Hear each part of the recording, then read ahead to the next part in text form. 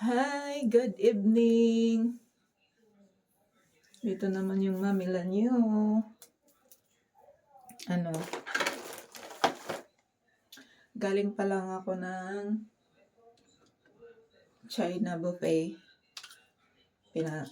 Hinatid ako ng auntie ko na ano, treat niya ako kanina kasi birthday ko ngayon. Treat niya ako kanina doon sa China buffet.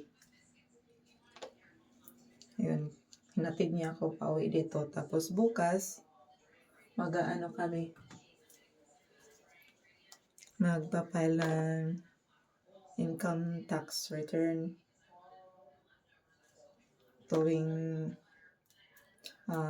ano, kada taon nagpa-file ako ng income tax return.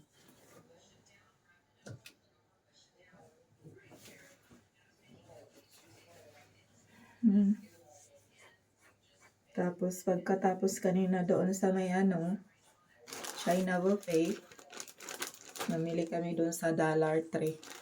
Kasi wala pa 3 days na ako dito sa Florida mula nang dumating ako.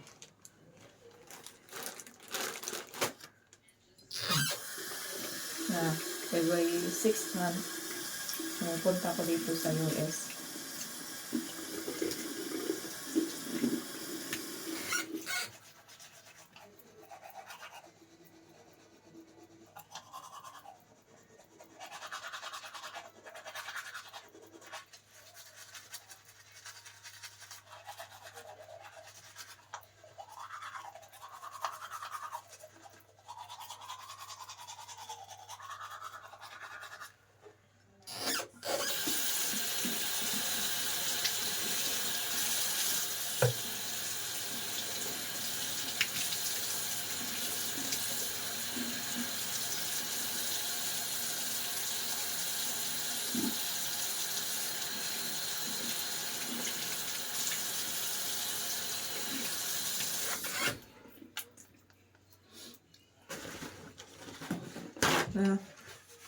Lucky ako kasi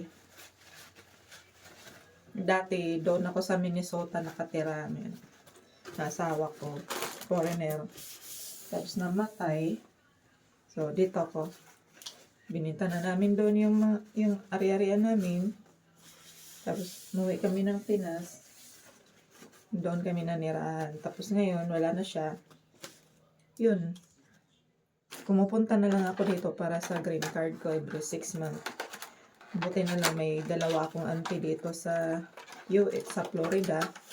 So, dito ako sa kanila pumupunta. Itong bahay na to sa auntie ko to. Dalawa kasi yung auntie ko na nandito. Pag pumupunta ko dito yung bahay ni auntie tita. Yun, dito ako pumupunta. Minsan doon ako tutulog sa kong tita kay auntie Nina. Bili ako nito kay wala na yung mamilan yung parang yung kilay hindi na pantay. Actually hindi ako marunong masyado nito, pero yung nagkalat lang sa kilay ko yung tinatanggal.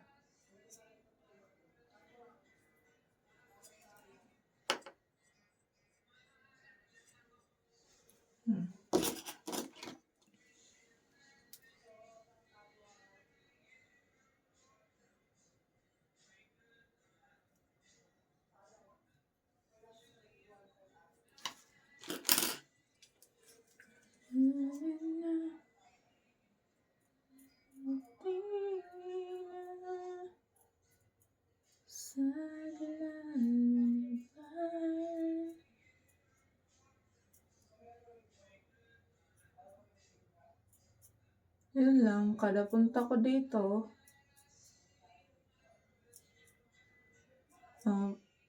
pumunta ko dito,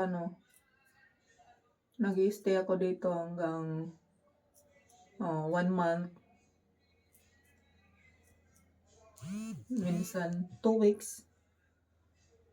Ngayon, Halos 1 month nandito ko. Kasi susulitin ko na yung pamasahe ko, mahal-mahal. Tapos, sandali lang ako dito. So, medyo naman para makapamasyal kahit sandali lang. Kasi pag hindi ako bumalik dito na after 6 months, mawawala yung green card ko.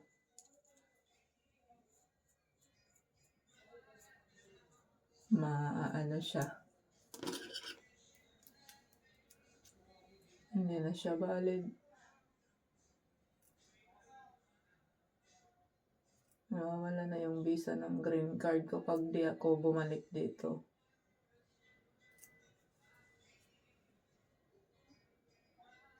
Kaya, kailangan talaga.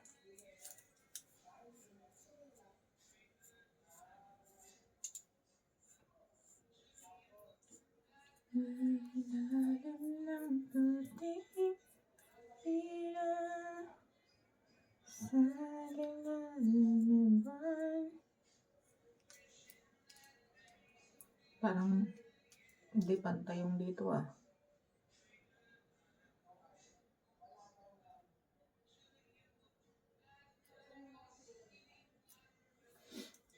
Hindi ko masyado marunong magkilay kaya nga pinaano ko na to, tato.